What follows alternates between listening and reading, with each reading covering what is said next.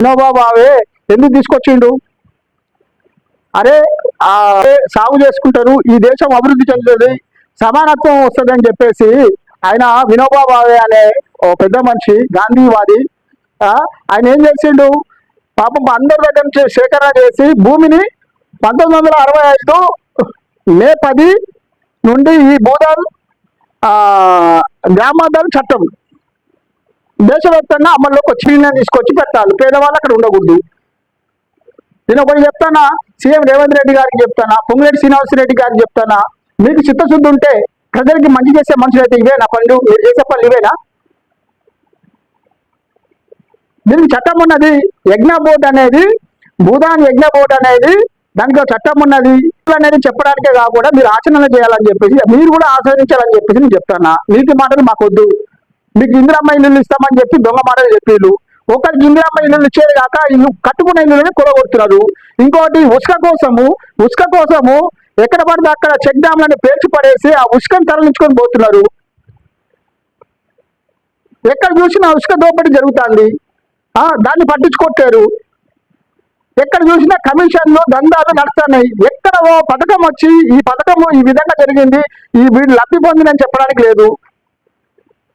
ఇప్పుడు కట్టే ఇందిరమ్మ ఇల్లులకు కూడా సక్రంగా డబ్బులు రావట్లేదు. అనేక పథకాలు దొంగ పథకాలు అన్ని చెప్పిండు, ఇప్పుడు చేతులు ఎత్తేసిండు.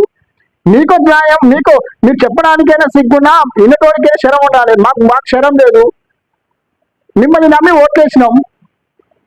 రేపు పొద్దుగాల మా బతుకులు మా భవిష్యత్తు ఎట్లుంటుందా అని చెప్పేసి ఇప్పుడు ఆలోచన చేసుకుంటున్నాం. రేపు పొద్దుగాల మేము ఏమైపోతామో కూడా మాకు తెలియని పరిస్థితి ఏర్పడేది.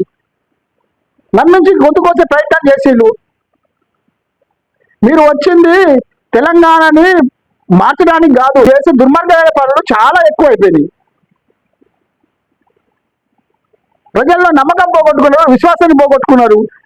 ఈ ఖమ్మం జిల్లాలో 3 మంత్రులు అయితే వాళ్ళని తిట్టుడు పసిపిల్లగాడు కూడా తిడతాడు, యాంకర్ నుంచి ఉంచుతున్నాడు. ఇంత దరిద్రమైన పనులు చేయాలన్నా చెప్పు? పేదవాడి పొట్టలు కొట్టాలనా? భారత రాజ్యాంగంలో చెప్పిన బాబాసాహెబ్ అంబేద్కర్ చెప్పిన ఆర్టికల్ 21 ఏదైతే ఉందో అందరూ కూడా స్వేచ్ఛగా బతికే హక్కు ఉన్నది. ఎవరికైనా ఇల్లు కట్టుకొని కూడు గుడ్డ గూడు అనేది ఖచ్చితంగా ఉండాల్సిందని చెప్పి బాబాసాహెబ్ అంబేద్కర్ చెప్పిండు. వాళ్ళు ఎకరాలు అడిగిల్లా 100 గజాల స్థలం అడిగిల్లు. 100 గజాల స్థలం అడిగితే నువ్వు ఇంత చికాకు చేసి వాళ్ళని 1000 కుటుంబాల రోడ్లకి ఇస్తే మరి మీ ఇళ్ళను కూల్చి మీకు కూడా ఇందిరమ్మ ఇల్లు కట్టిస్తాం, మేమే కట్టిస్తాం. మీరు ఎవరి కోసం పనిచేస్తారు? ప్రజల కోసం కాదా? మేము ఎందుకు ఎన్నుకున్నాం? మా కోసం కాదా? మరి మీ ఇళ్ళలో కూడా కొడతాం మేము. భారత రాజ్యాంగాన్ని పట్టుకొని తిరుగుతున్నాడు.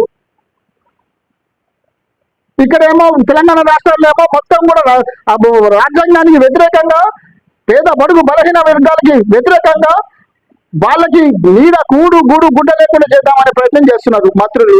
తక్షణమే ఎవరైతే కట్టుకున్న వాళ్ళ ఇల్లులు ఉన్నాయో అక్కడనే వాళ్ళకి ఇల్లు నిర్మించాలని చెప్పి వాళ్ళ స్థలాలు వాళ్ళకి ఇచ్చి నష్టపరిహారం ఇచ్చి చెంపదెబ్బలు వేసుకొని తప్పైపోయింది ప్రభు అని చెప్పి వాళ్ళకి వేడుకుంటే కానీ మీ పాపం పోదని చెప్పి తెలియజేయడం అయినది.